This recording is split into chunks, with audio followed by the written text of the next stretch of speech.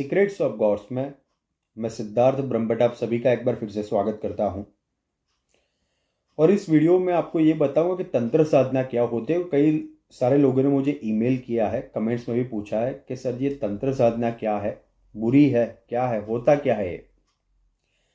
देखिए, हमारे सनातन धर्म में हजारों प्रकार की साधनाएं हैं, हजारों प्रकार की विद्याएं हैं। किसी भी साधना को करने का उद्देश्य होता है सिद्धि को प्राप्त करना, और सिद्धि को प्राप्त करने के दो उद्देश्य होते हैं। पहला है आध्यात्मिक, दूसरा है सांसारिक। आध्यात्मिक यानी कि आप अगर कोई व्यक्ति अपने आध्यात्मिक लक्ष्य को प्राप्त करना चाहता है तो उसको आध्यात्मिक रूप से वो साधनाएं करेगा, वगैरह करेगा। दूसरे है सांसारिक, यानी कि सांसारिक भोगों की प्राप्ति के लिए, उपभोगों की प्राप्ति के लिए, मनोकामना पूर्ति के, अपना वैभव बनाए रखने के लिए, इन सारी चीजों के लिए भी ऐसी विद्याएं और साधनाएं की जाती है। मुख्य रूप से 4 प्रकार की साधनाएं होती है। पहली है तंत्र विद्या यानी कि तंत्र साधना, दूसरी है मंत्र साधना, तीसरी है यंत्र साधना और चौथी है योग साधना। तो तंत्र विद्या ये जो है उसका नाम सुनकर अक्सर लोग डर जाते हैं। क्यों? क्योंकि इसको बदनाम इतना किया गया है। जब भी आपके मन में किसी तांत्रिक का विचार आएगा, तंत्र विद्या का आएगा, तो आपको सब बुरी चीजें दिखाई देगी, जैसे कि मांस, मदिरा, मैथुन, संभोग वगैरह। लेकिन ऐसा कुछ है नहीं, ऐसा सब लोगों ने बना दिया है। तंत्र का अर्थ तन से होता है, तन यानी कि शरीर।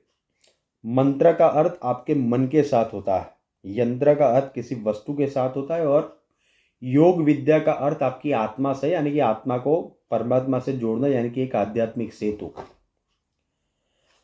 तो किसी भी प्रकार से तंत्र कोई बुरी चीज नहीं है, लेकिन आपको ये पता होना चाहिए कि तंत्र का इस्तेमाल किस प्रकार से किया जाता है, क्यों किया जाता है। तंत्र में सबसे पहली आवश्यकता यह है कि आपका स्वास्थ्य शुद्ध हो, आपका स्वास्थ्य जो है, आपका शरीर है वो स्वस्थ हो।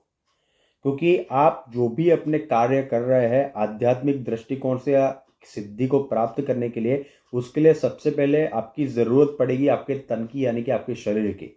अगर आपका शरीर ही स्वस्थ नहीं है तो आप कोई साधना, कोई सिद्धि आप कर ही नहीं सकते।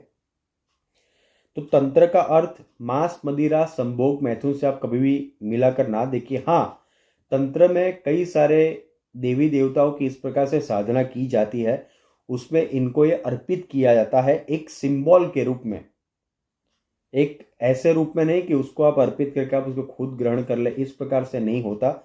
एक सिंबॉलिक रूप से इसको, एक साधारण रूप से इसको एक अर्पित किया जाता है। अगर कोई आपको ऐसा कहे कि ऐसी सारी चीजें चढ़ाकर या इसको उपयोग करके वो आपकी कामना, कभी मनोकामना का कार्य कर देगा, तो समझ लीजिए ऐसे घोर कर्म करने वाला कभी भी तांत्रिक नहीं हो सकता। और जो सही तांत्रिक होते हैं वो ऐसे सारी चीजों का उपयोग सबके सामने करते भी नहीं है। तो तंत्र को बदनाम बहुत किया गया है। तांत्रिक साधना का मुख्य उद्देश्य है सिद्धि से साक्षात्कार करना।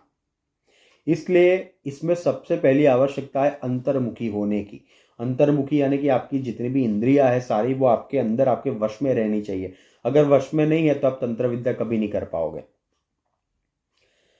तंत्र विद्या का मुख्य जो आधार है वो शैव आगम ग्रंथ है हमारे, उसको जोड़कर ये देखा जाता है। और इसका मूल अथर्ववेद में है, जिसको मान्यता ही भगवान शिव ने प्रदान की थी चौथे वेद के रूप में। 3 भाग है उसके, आगम तंत्र, यामल तंत्र और मुख्य तंत्र। और इसके भी बहुत सारे प्रकार है, जैसे कि आगम तंत्र में मुख्य रूप से शैवागम है, रुद्र आगम है, भैरव आगम है। तो इस प्रकार के इसके बहुत सारे प्रकार है। आगे में ये अगर बात निकली है तंत्र की, तो आपको मैं बहुत सारे वीडियोस बनाकर मैं आपको जानकारी देता रहूँगा कि इसमें कौन कौन सी देवी देवताओं की साधना की जाती है, क्या होता है क्या नहीं, आपको थोड़ा बहुत मैं बताता रहूँगा। तो धन्यवाद, आप हमारे चैनल पे सब्सक्राइब करें और आप अपने कमेंट्स दीजिए। Thank you so much.